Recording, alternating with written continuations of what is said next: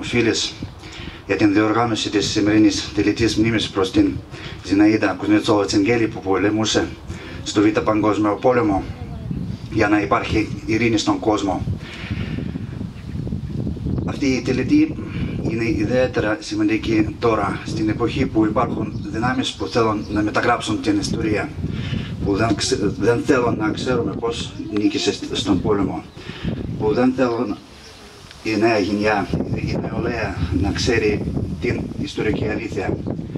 Και η ιστορική αλήθεια είναι ότι ο λαός της Σοβιετικής Ένωσης νίκησε σε αυτό το πόλεμο. Επίσης, η ιστορική αλήθεια είναι ότι ο λαός της Ελλάδας πολέμησε μαζί με τον λαό της Σοβιετικής Ένωσης σε αυτόν τον πόλεμο.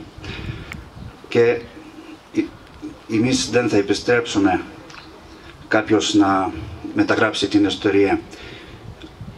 Εμείς ευχαριστούμε πάρα πολύ στους φίλους μας στην Ελλάδα για την βοήθεια και για αυτή την τελετή, για αυτή την εκδήλωση που μας βοηθάει να ξέρουμε την αλήθεια, για να την ξέρουν τα παιδιά μας.